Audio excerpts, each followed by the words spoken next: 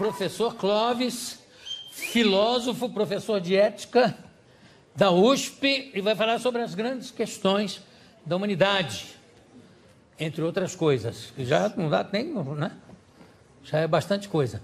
O professor já ficou famoso aqui no programa quando confessou que gostaria de apalpar os glúteos de algumas alunas. Quase todas. De quase todas? Isso. E continua com essa... Ah, não tem dúvida. Sou fiel a essas inclinações. Não tem dúvida, não. Como é que ela se manifesta? Passa a aluna... Jô, o desejo, ensina Platão, é Eros. E Eros é a busca do que faz falta. E o desejo se manifesta em nós sem que possamos controlar. Não são, portanto, objeto da moral. Moral é o que você vai fazer com esses desejos. As inclinações, elas são o que são. Elas são como um espetáculo que emerge no nosso corpo. E é claro, o apetite pelo toque glúteo, ele acontece toda vez que glúteos apetecíveis desfilam diante de mim e clamam por uma abordagem. Claro, não tenho o que fazer. Glúteos apetecíveis são, trocando em miúdos, bundas gostosas. Bundas gostosas. O Bira tem uma bunda seca, fica rindo aí. Mas isso foi maravilhoso. Quando você falou isso aqui, já ganhou a plateia, claro. E eu fico pensando, qual foi a repercussão disso junto às suas classes de aula? Comentaram? Moças andando muito coladas no corredor e com os glúteos virados para a parede. Muito receio de me ter por trás, né? E, na verdade, eu fui logo esclarecendo que os apetites são uma coisa, mas existe a moral, que é justamente essa possibilidade soberana que nós temos de controlar nossos apetites e de certa forma, satisfazê-los na medida de acordos e aceitações dos interlocutores. Então, eu só apalpo glúteos de quem me autoriza. Claro. E como é que foi a reação a isso na sua casa, com a sua mulher? Ela já conhece as minhas histórias há muito tempo. E, de certa maneira, ela foi uma das mais agraciadas com essas minhas inclinações. Afinal de contas, eu ainda continuo preferindo os glúteos delas a qualquer outro. Eu não sei se foi uma falha gramatical ou se foi um ato falho. Você falou, continuo preferindo os glúteos delas, em vez de os glúteos dela. Dela, não há aí nenhuma interpretação freudiana, foi só um equívoco disso. Ela continua sendo, sem dúvida nenhuma, o ponto central de toda a minha manifestação de desejo. Ela está aqui na plateia? Não está, infelizmente não está. Pena. Você está lançando aqui A Filosofia Explica as Grandes Questões da Humanidade? Isso. Pela Casa da Palavra, junto com o Júlio Pompeu. Isso. Está aqui o Júlio Pompeu? Também não. É professor da Universidade Federal do Espírito Santo, da Faculdade de Direito da Federal do Espírito Santo, não se encontra. E esse livro aqui fala... Você também é bacharel em Direito. Isso. É jornalista e formado também em Filosofia. O filósofo é hoje em dia o filósofo seria um vagabundo bem intencionado? Ou seja, a profissão do filósofo. Olha, é o ócio? Eu me atrevo a dizer que nenhum nem outro. Houve um tempo em que, digamos, o estereótipo do filósofo coincidia com o que você propõe. Mas a ideia do ócio não é a ideia do não fazer nada, do diletantismo coçante. Né? Não, a ideia do ócio... Coçante está se referindo coçante, claro. O ócio, desde os gregos, é tempo para estudar. É o contrário do nec ócio, que é justamente a falta de tempo para estudar e para fazer de outras escolhas, está fazendo negócio. Então é claro que o filósofo não só não é vagabundo no sentido contemporâneo, como é alguém que passa todo o seu tempo refletindo sobre as questões do seu mundo, do mundo contemporâneo, as questões concretas da vida e procurando, para além das certezas que compartilhadas por todos, buscar reflexões que possam problematizar essas certezas e, com isso, alcançar, digamos, melhores certezas, certezas mais contributivas para a nossa convivência, enfim, para a vida de cada um e assim por diante. Portanto, eu quero te interromper só para dizer o seguinte: quando eu falei vagabundo, claro que eu estava brincando, mas era no sentido exatamente de você ficar ali pensando, filosofando, né? Pensando sobre a vida, né? E também o amor à vida, apesar de ter alguns filósofos que parece que não têm amor à vida, né? Que são muito pessimistas. O próprio Sartre, eu acho que é uma coisa tão pessimista que parece que o mundo vai acabar no dia seguinte, né? Como é que são essas vertentes? A vertente não necessariamente total, existencialista, total, mas a maioria dos existencialistas tem uma postura meio nihilista, não tem? Jô, à medida que você vai refletindo sobre a vida, acaba tendo que enfrentar certas questões que são complexas, como, por exemplo, o sentido da vida. O que estaríamos fazendo aqui? Por que existimos? Pergunta ainda mais difícil. Por que existe algo no lugar do nada? Por que existe alguma coisa no lugar de não existir nada? Essas perguntas acabam levando os filósofos a investigar e muitas vezes chegar a conclusões que são aparentemente tristes, como, por exemplo, a de que a vida não tem sentido algum. E que, portanto, você tem combinação e engendramento de partículas de matéria que vão se combinando, vão se chocando e vão fazendo existir emoções, pensamentos, movimentos que poderiam ser outros, e assim vamos, de certa forma, nos deteriorando e caminhando para o fim da nossa existência e, de certa maneira, com a nossa matéria, já propiciando o surgimento de novas existências. Dá a impressão que isso é triste, mas não é. Veja no caso do Sartre. Sartre, por exemplo, te dirá que você é responsável pelas escolhas da tua vida e que você, de certa forma, é livre a cada instante para escolhendo traçar o teu caminho. Ora, isso, na verdade, é super redentor e dá ao homem uma primazia em relação ao resto da natureza que não tem essa possibilidade. E não há aí nada de triste. Agora, é claro, essas escolhas, elas são difíceis, elas são complexas. Por quê? Porque para escolher você precisa atribuir valor, você precisa de referências, essas referências por sua vez podem ser contraditórias entre si, e aí você encontra dificuldades para escolher. E aí você se angustia. O conceito de angústia talvez seja o principal conceito dessa filosofia que você cita. É claro que a angústia faz parte da nossa vida. Por que o filósofo esconderia de nós aquilo que é absolutamente presente da nossa vida, que é essa dificuldade dramática de escolher um caminho e jogar no lixo tantas alternativas que não vamos viver? Por que nós esconderíamos essa dificuldade de, depois de escolher, nos arrepender e pensar, puxa vida, se eu tivesse feito outra coisa teria sido melhor? Porque eu não sei se você já percebeu, mas você nunca vive a tristeza de vidas que você não escolheu. Você só vive as tristezas da vida que você escolheu. Então você tem a impressão que se tivesse escolhido diferentemente, teria vivido melhor. Veja só. Mas não todo mundo. Não, claro, mas o cara também pode dizer assim, ainda bem que eu escolhi isso. Claro, não está ligado essa possibilidade. Sem querer tentar interrompê-lo, e já tentando, e já conseguindo, para perguntar o seguinte: a angústia vem do angst, do medo. Isso. Então a angústia seria um medo da vida que está levando? Do medo da vida? Mas o medo da vida e a vida entendida como uma vida livre. Em outras palavras, nós, diferentemente de gatos, pombos e samambaias, nós não somos escravos da nossa natureza. Nós podemos subverter, nós podemos escolher, nós podemos fazer diferente, podemos nos organizar diferentemente. Então é claro que essa liberdade nos constrange à escolha.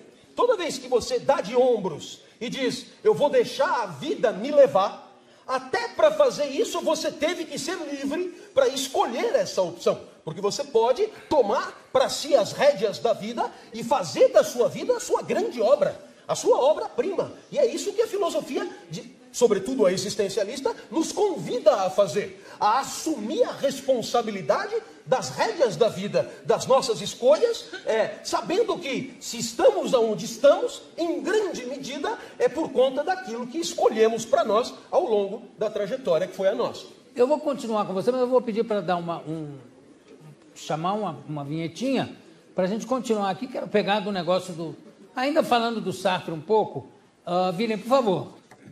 Tenho aqui ao meu lado o professor Clóvis de Barros Filho. A gente estava falando, claro que é possível, de repente o Sartre era do Partido Comunista francês, aí saiu do partido, aí quando ele volta ao partido, ele proíbe que montem uma peça como As Mãos Sujas, porque era uma peça que criticava o Partido Comunista. Como é possível a um grande filósofo se filiar a esse ou aquele movimento político, como dizem que o Heidegger também era um grande simpatizante do nazismo? Como é que é possível isso, um grande pensador, se filiar a esse ou aquele movimento político? Veja, Sartre sempre foi um pensador engajado e, portanto, nunca se furtou a se posicionar. E quando você se posiciona, necessariamente você abre mão de princípios em proveito de outros princípios. Mas precisa ser partidário? Precisa chegar nesse nível de partidário? Não precisa, mas isso é consequência da história dele. Não Entendi. Cabe a mim aqui nem justificar, porque seria preciso recuperar e resgatar o contexto histórico em que essas escolhas foram feitas. É preciso lembrar que nós vivíamos, Sartre viveu momentos muito quentes da história do século XX, como claro, a questão da Argélia, a Segunda Guerra Mundial e até mesmo a própria década de 60, com todos os movimentos libertários e assim por diante. Então é claro que seria preciso resgatar o contexto histórico preciso em que essas medidas, essas escolhas foram feitas. Do Heidegger também, do Heidegger também. Quer dizer, evidentemente, eu poderia aqui tentar, não temos tempo para isso, explicar por que Heidegger chegou à conclusão de que um sistema totalitário naquele momento seria a melhor solução europeia entre os absurdos do liberalismo americano e os absurdos do comunismo soviético. Mas eu não tenho tempo. Agora, só uma observação para você ver como é rica e alegre a filosofia da angústia, se você me permitir. Pode parecer contraditório. Vamos imaginar uma proposta aos moldes da filosofia grega. O que diziam os gregos? Se você for perguntar, por exemplo, para Aristóteles o que é ética, ele que é uma espécie de pai fundador, e Aristóteles dirá, ética é o pleno desabrochar das próprias potências. A ética, portanto, é uma reflexão sobre a vida entendida no seu pacote todo. Ele chega a dizer que para fazer ética é preciso avaliar a vida depois que ela acaba, porque até o final você tem a chance de viver bem. É uma análise da vida como um todo. É muito diferente do que a gente entende por ética hoje, que é uma reflexão sobre as condutas isoladas. Os gregos entendiam a ética como uma reflexão sobre a vida. Muito bem, você perguntará, o que a vida tem que ter para que eu possa considerá-la bem-sucedida? E Aristóteles dirá, é preciso fazer desabrochar as potências que são as tuas. É como se você fosse uma muda de uma planta. Essa muda tem a potência de se tornar uma grande árvore, mas ela pode não vingar. A vida que vinga é a vida bem-sucedida. Eu poderia até te dar um exemplo da minha própria trajetória. Aliás, eu queria voltar para isso. Até os 13 anos eu vivi muito mal. Tristemente. Eu era um CDF ortodoxo, hoje chama de nerd, né? Tirava 10 em tudo. Mas você falava vivi muito mal no sentido econômico também? Não, no sentido existencial. Triste, eu me arrastava, né? Usava um óculos gigante, meus amigos chamavam de Delfim Neto. Eu tirava 10 em tudo, mas eu não vibrava com nada. Meu pai tentava de tudo, me levava no estádio, no Morumbi, para ver jogo. Enquanto ele torcia, eu descascava amendoim. E quando ele dizia, foi gol, eu fingia vibrar para ele não ficar chateado. Aí ele dizia, dos caras, caralho, cala a boca que nós vamos apanhar e tal. Eu era totalmente desconectado daquilo. Qual era o time? São Paulo. Meu pai também me levava em escola de arte. É legal a arte, né? Argila, guache, pintura, origami, né? Origami é certamente o pior, uma folhinha de papel, 360 dobras na ordem certa, para você chegar num passarinho que você chucha no rabo, ele abana as asas, errou uma dobra, fudeu o passarinho, e eles acham o passarinho da felicidade, aquilo é o demônio. E você fazia... E eu sofria. E fazia origami, fazia várias. Fazia o que tinha que fazer. A professora chamou meu pai na primeira semana e falou, olha, com o seu filho aqui nós temos 4 tipos de aluno, super talentosos, que adoram isso aqui. Outros que não têm tanto talento, mas também adoram isso aqui. Outros que não têm talento nenhum, mas estão aqui se divertindo. E o seu filho, ele não é daqui, leva ele embora. Né? E assim, até os 13 anos foi assim. Até que aos 13 anos, lá nos jesuítas do Colégio São Luís, onde eu estudei a vida inteira, o professor de geografia entrou, disse que não ia dar aula, que eram só seminários, e para mim caiu o petróleo. Então foi um sorteio, caiu o petróleo, eu tinha 13 anos. Tá? Eu estava no primeiro colegial, 13 anos, o professor distribuiu os temas, caiu o petróleo, e eu fui me preparar, e no meio do semestre chegou a minha vez. Eu subi no palquinho do colégio, assim, no palquinho, e olhei, e aquilo estava apinhado de gente. Até alunos de outras classes vieram ver, eu tinha fama de estranho naquela época, né? Mas mais até do que hoje. E os outros professores liberaram para vir, etc. Aquilo estava apinhado. E pela primeira vez, Jô, pela primeira vez foi legal estar aonde eu estava. Eu te pergunto, precisa ser filósofo para entender o conceito de felicidade ali dos grandes? Maravilha. Foi legal estar aonde eu estava. Então, o que aconteceu? Eu não queria que aquele momento acabasse. Né? Até os 13 anos eu fazia tudo esperando acabar. Eu ia na aula esperando acabar, ia no treino de natação esperando acabar, ia no jogo do São Paulo esperando acabar. Até que naquele momento eu não queria que acabasse. E para não acabar, eu não começava. E em silêncio, olhava para todo mundo, o professor se irritou comigo, o professor engoliu a língua. Eu tive que começar, e em 15 minutos eu disse tudo o que eu sabia sobre o petróleo. Tinha que levar 50 minutos, mas eu estava empolgado. Aí um colega levantou o braço e disse, professor, deixa ele continuar falando, é tão legal o jeito que ele fala. E aí o professor disse, ele que fale, a aula é dele. E aí eu percebi que a bola veio para mim, né? Continuar ou não continuar o seminário? Você sabe que o meu corpo, ele gritava, ei! Não sei se o teu corpo grita. Há 13 anos de uma vida de merda. Agora que tá do caralho, não sai daí.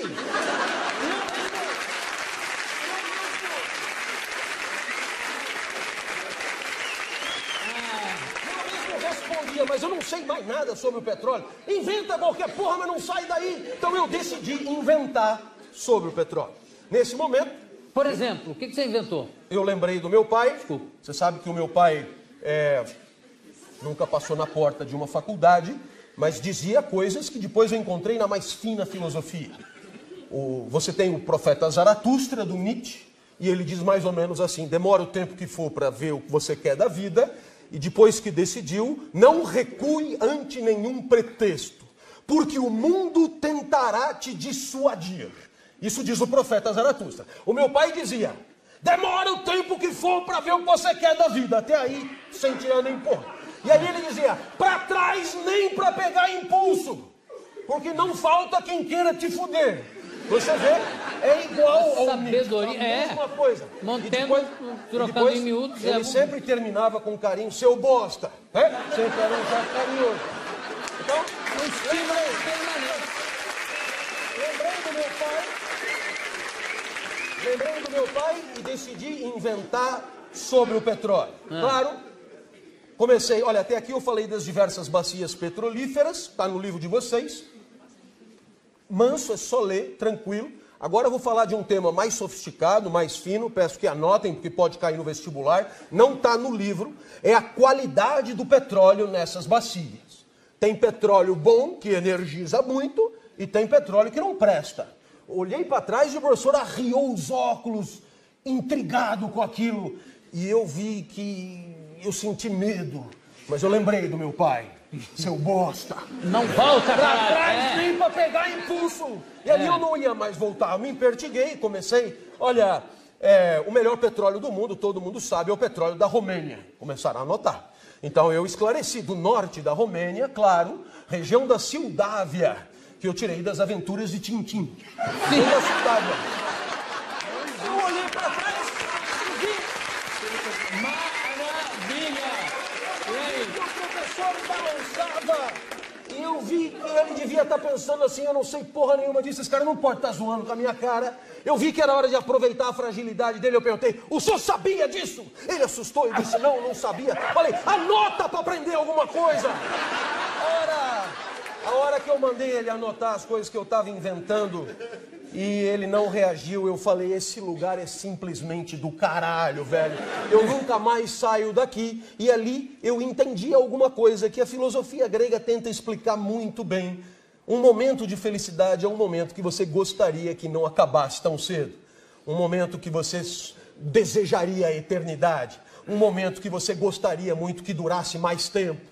E aquele momento, para mim, foi o primeiro momento em 13 anos de uma vida feliz. Por quê? Porque foi o primeiro momento que a escola me deu a chance de encontrar a potência da muda. As características que eram as minhas e que, se eu fizesse frutificar, poderiam acabar ensejando, digamos, a árvore de um docente que vai exercer a docência com amor, com paixão, com dedicação e assim por diante. A escola me deu essa chance, meio sem querer, é verdade, mas me deu essa chance. E quando você, Jô, descobre qual é a tua praia, tem a impressão que você sabe do que eu estou falando. Quando você descobre qual é o teu negócio, é muito legal de viver. Você não quer que a vida acabe, porque instantes de vida felizes são assim. Tomara que essa entrevista seja para vocês um pouco isso. Um instante de vida feliz. Vocês gostariam que não acabasse.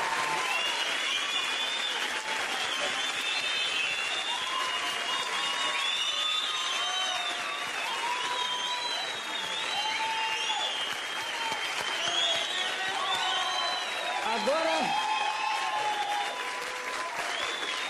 finalmente eu entendi plenamente por que é que eu faço esse programa há 25 anos e espero fazer por mais 25. Show de bola. Né? Então você faz aquilo que você ama. Agora, professor, eu tenho certeza que você passa isso na sua aula para os seus alunos. Claro, né? claro. E qual é a matéria exatamente que você ensina? Ética. Eu sou professor de ética da Escola de Comunicações e Artes da USP. Isso. E é exatamente o que você queria dar como aula? Seria exatamente ética? Ou como professor, como é como é a sua vida, como é realmente a coisa para a qual você tem talento, que é o que a gente sente quando faz uma coisa que ama e que dá certo. Que se você, apesar de tudo isso, se você não fosse um bom professor ou um bom comunicador, talvez você não fosse tão feliz exercendo a sua profissão. Mas, por exemplo, ética foi uma escolha sua ou você podia estar ensinando qualquer outra coisa com o mesmo prazer? Penso que qualquer outra coisa não. Por exemplo, química orgânica, não sei como eu me sairia. Não, claro. Mas penso que... Na mesma área, história. Na mesma área. Sim, tenho história certeza da filosofia. que sim. Eu te proporia até, para responder a tua pergunta, a seguinte reflexão. Não sei se você percebeu, mas tem horas que você está voando baixo, você está bem, você está solto, você está produtivo, focado. E tem horas que você está borocochô, você está pequenado, está indisposto, está doente. Você já deve ter se dado conta, então, que existe uma energia que te anima e que essa energia oscila. Cada pensador chama essa energia de um jeito. Por exemplo, Freud chama de libido, Schopenhauer de vontade, Nietzsche de vontade de potência, Leibniz de elan vital, Clovis de tesão pela vida. Sou eu, né? Não sou eu? Isso. É que eu ainda não morri, é preciso fazer o acrescento. E Spinoza chama essa potência, né, de potência de agir.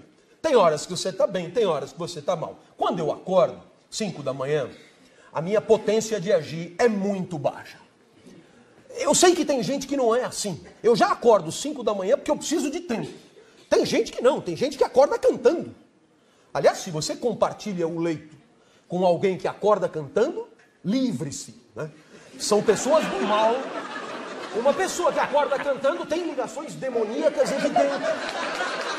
Uma pessoa normal acorda mal. Eu sei que eu sinto na cama, é um peso imenso.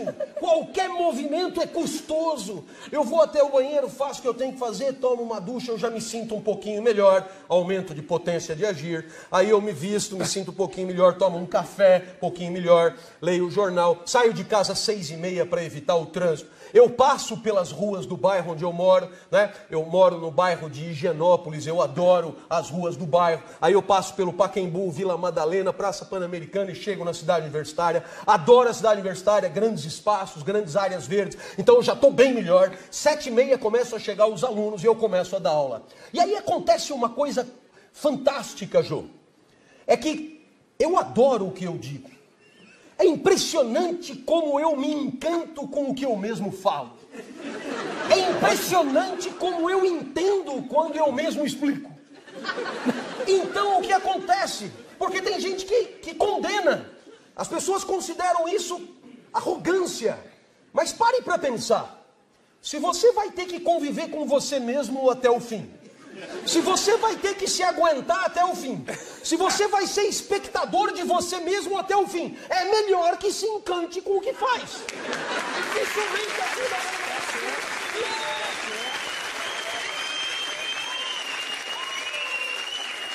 é evidente. Eu sei que às 10 horas da manhã eu estou em cima da mesa gritando. E você então poderia pensar, professor, significa que qualquer um que estudar filosofia, morar no seu bairro, der aula na USP, quando chegar 10 horas e estiver dando aula, vai estar com a potência de agir em alta? Não, não. A definição de Spinoza é muito clara. Alegria é a passagem para um estado mais potente do próprio ser. Portanto, isso é o que acontece comigo. Professor, mas e eu? Sei lá, você vá procurar a sua alegria. Eu não sou guru. Eu não tenho a medida certa. Desculpe a brincadeira. Eu não sei quantos centímetros você tem que ter de barriga para que a sua vida seja boa. Eu estou falando de mim. Eu me alegro dando aula e às 10 horas da manhã eu estou vendo. Agora você dirá, então para você a aula é sinônimo de alegria? Também não. Porque não há fórmulas nem para todos e nem para você. Às 10 horas da manhã pode entrar pela porta alguma secretária e que diz, professor, os outros professores estão reclamando que o senhor grita muito. E eu te pergunto, para onde foi a minha potência de agir? Alguns alunos respondem, foi pro saco, professor. E eu respondo, claro que não, antes tivesse ido pro saco, que é um excelente lugar para ter potência, ela diminuiu mesmo. E por isso, eu não sei se você percebe, nem mesmo a sala de aula. Porque alguém aqui poderia dizer, o professor Clóvis disse que ele na sala de aula é, por definição, alegre. É mentira. A sala de aula é espaço de tristeza, quando alunos não te dão valor, quando alunos não te respeitam, quando alunos não prestam atenção. E, portanto, a vida, Jô, é uma sequência de encontros inéditos com o mundo. E, portanto, ela não se deixa traduzir em fórmula de nenhuma espécie. Não, e aliás, de nenhuma espécie. Se precisasse estar acordado às 10 horas da manhã, eu seria de uma infelicidade brutal, porque é a hora que eu estou dormindo, né? Você imagina... Então eu sou ligado em outro horário. Eu vou mais longe, já que a gastronomia parece ser assunto sempre presente. Vamos imaginar que você venha pela Castelo Branco Verde de Fome, Sorocaba, São Paulo. Aí para lá, não sei o que da pamonha. Aí você para, o cheiro da pamonha já te invade... Você começa a salivar, compra a primeira pamonha, degusta a primeira pamonha, e a primeira pamonha é profundamente alegradora. Quer dizer, é causa do aumento da tua potência de agir, certo? É alegrador. Aí você comete o erro a não cometer, Jô. E o erro a não cometer é pensar assim, essa pamonha me alegrou.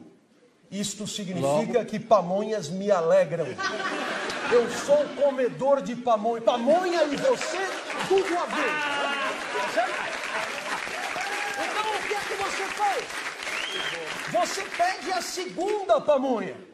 E a segunda pamonha alegra menos. Isso aí o que aconteceu? Claro, o comedor da segunda pamonha não é mais o comedor da primeira pamonha, transformado que foi pela primeira pamonha. Agora você tem mais açúcar no sangue, mais milho no bucho, menos fome. O encontro com a segunda pamonha é outro encontro, menos alegria. Mas você, fiel à pamonha, pede a terceira.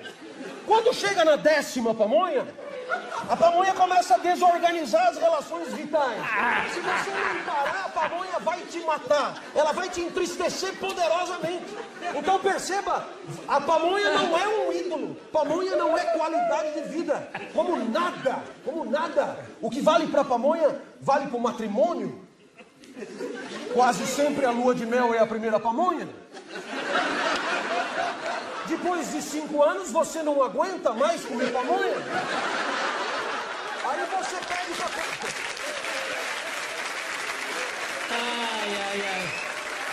Aí você pede pra comer um curauzinho, não é? Claro.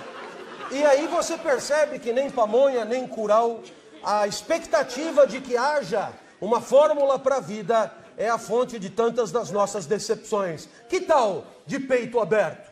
Aberto para o mundo. Encarar o mundo como ele é. No seu ineditismo, na sua virgindade, na sua irrepetibilidade, e saber que sem fórmula nenhuma estamos aí, diante de um mundo extraordinariamente competente para te entristecer, mas aqui e ali também capaz de te proporcionar grandes alegrias, grandes surpresas, momentos que você nunca mais gostaria que acabasse. São esses momentos que a gente persegue e que farão da vida sempre alguma coisa digníssima de ser buscada e fantástica de ser vivida. Era o que eu tinha. Parabéns!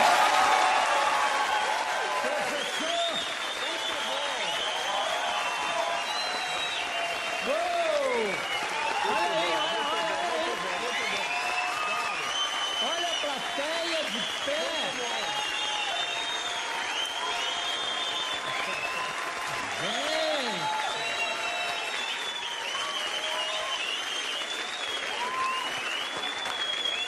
Professor, faça dessa plateia sempre a sua sala de aula de vida, de filosofia. Professor Clóvis de Barros Filho, volte sempre. Obrigado. Cada vez é uma aula diferente. Aqui o livro A Filosofia explica as grandes questões da humanidade. Muitíssimo obrigado, sempre. Daqui a pouco a gente volta. Bravo!